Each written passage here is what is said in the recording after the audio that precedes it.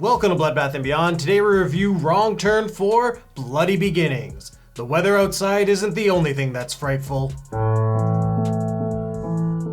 Written and directed by Declan O'Brien, starring Jenny Pudavick, Tenika Davis, Victor Zink Jr., and Sean Skeen, Dan Skeen, and Scott Johnson as our cannibal hillbillies. This movie is about just that. It's kind of an origin story. They're inbred cannibals that escape from a hospital, but end up coming back and basically live there for 30 years. And a bunch of friends decided to go on vacation. They didn't quite make it to their destination, but they did find this wonderful asylum that they could stay at. So while they're having fun, partying it up, there's some cannibals looking to have a holiday feast. Because this is a popular franchise, we're gonna be talking spoilers, so if you haven't seen this film or seen the previous films, then it's recommended that you check those out before you watch the review. Otherwise, we are gonna talk about some of the kills. So what do we like? I actually enjoyed our kills in this one. We had some nice on-screen practical effects. We had a big enough cast that people were dying. We like to see people get ripped to shreds, and this definitely delivered. I think my favorite kill is when Claire gets hung up with some barbed wire and she's hanging, and Kyle's underneath her and he's just getting covered in blood. I think it just looks really great.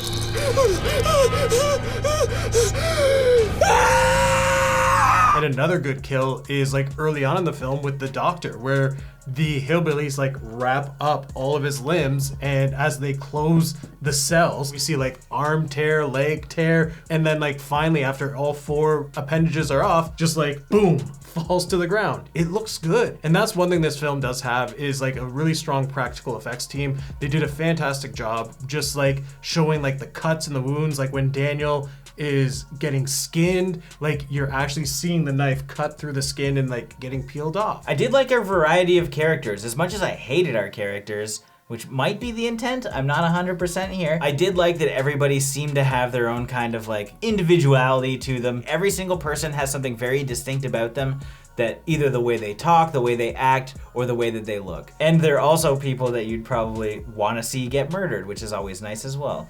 Place this big has got to have its own generator. Hey, Vincent can be useful in many ways, can't you, baby? Uncle bragging now, babe.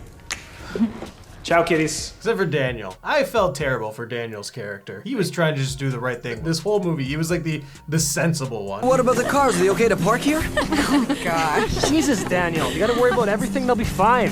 And we have to give it up to the cannibals. The cannibals did a great job stalking our prey. I mean, it seemed pretty fucking easy. You just walk over, grab somebody, and everyone's too frightened to follow the screams. And even just them being playful with each other, I think was pretty funny.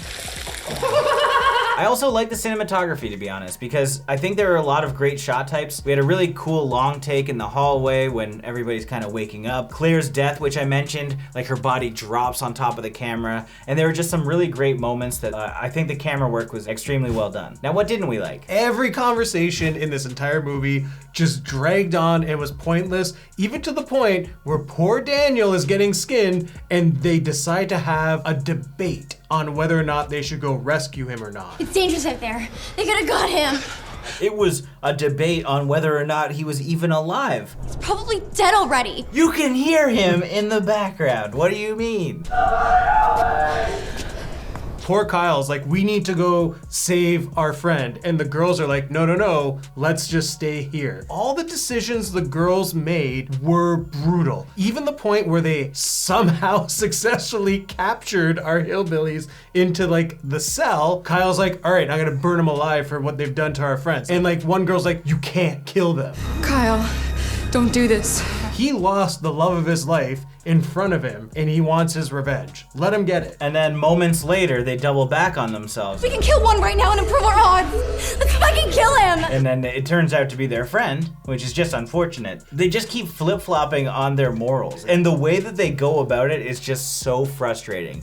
And again, I'm not sure if this was intended or not. Like, I feel like you're supposed to hate some of them, but I don't think you're supposed to hate everyone. I think that's just poor writing, to be honest. They were just so aggravating to listen to. Most of this runtime is them having discussions on what they need to do next. It's like a really dragged out quest. It's like they know where they need to be, but they have to stop in every room and debate whether they should go left or right. You never know where those spark plug wires are gonna be. Shoot the spark plug wires! I personally love the fact that one of our characters decided to ski her way to safety, and everyone's like, let her go. She is the strongest out of all of us. If anybody can make it, it's Lauren. I'll come back for you, okay? I promise. She's talking about how she's like the best skier, but it's cross-country skiing. It was just one of those moments where you're like, oh, okay, maybe. Yeah, if she can do some doubled black diamonds or something, she could whip down this mountain. But you're not gonna cross-country down a mountain before sunrise. That's not fucking happening. And again, the one time they actually should have like a legit discussion is when Daniel is like, hey, all our stuff is gone, but nobody cares that the stuff is gone. They're like, Don't worry about it. Just throw some wood on the fire. that was like an actual plot point that they should have figured out. Does anyone not think it's weird our stuff is gone? You're right, they have like these meaningless discussions about everything else, but then, oh, all of your food and supplies are gone?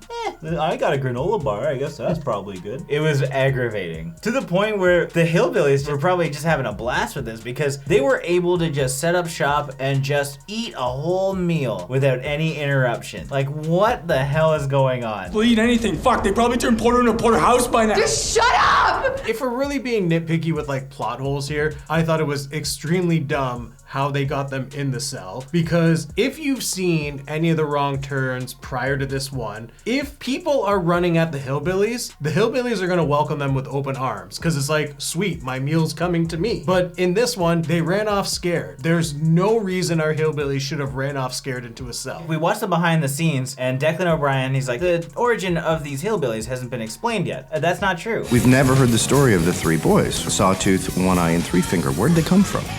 So we're doing kind of an origination story. In number 2, they found the father, and he actually talks about how they've been living in the woods, fucking each other, growing up, and teaching each other values. However, we know the backstory of Three Fingers, so to try and like make up a new story on the 4th one in the franchise is kind of weird. Because time had passed, there's like, it skips 29 years, which means they were like taken as children into the asylum, and they potentially lived there for 29 years, unless they just kind of lived in the backwoods, hunted sometimes, and in the winter came here, but that doesn't add up if the rest of their family wasn't here. So, Three Finger, he is a master archer. So you assume he learned his archery skills from spending 30 to 40 years hunting in the woods. There's no way he became an archer in this asylum. There are a lot of things that just like don't really add up for the rest of the franchise. Like maybe this is a soft reboot, but if it's gonna be a soft reboot, I think that the director shouldn't talk about it being, oh, it's just part of the franchise, but we're just showing some more of the backstory. It's like, no, you're changing the backstory. Let's concentrate on what's in front of the lens, and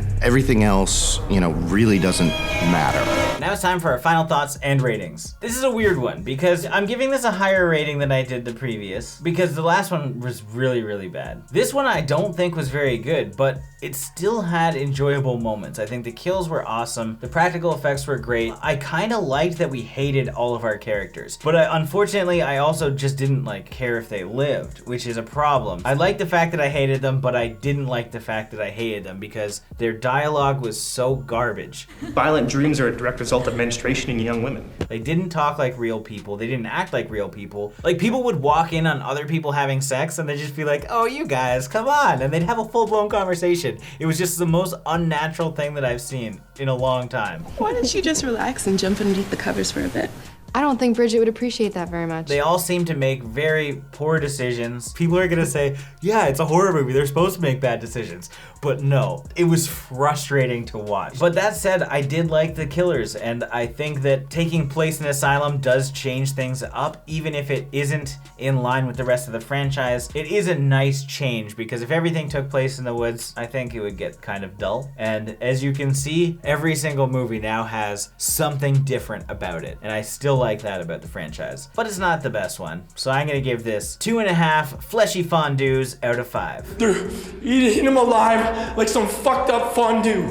Now this one is tough to talk about because it is so different from the franchise. Not to say that it's a bad thing. I liked that our killers had different ways to kill people because then we got some great practical effects. I enjoyed our kills in this movie, but the characters are the weakest part in this film. And when we talk about the story decisions, like Jay mentioned, it's one thing to get mad at a character for going upstairs when you know the serial killer's up there. It's another thing to have a 10-minute debate on what room you should go into, because then you're just killing time and it's boring. And I think that's my biggest problem with this film is I was just too bored with all the characters having these conversations and not actually following through with like normal fun horror logic, because that's what you want out of this franchise. You want to see these crazy killers kill these victims in unique ways. So we get the unique kills, we get some okay killers, but how it all comes together is really bland. And it's not to say that I'm against this asylum setting,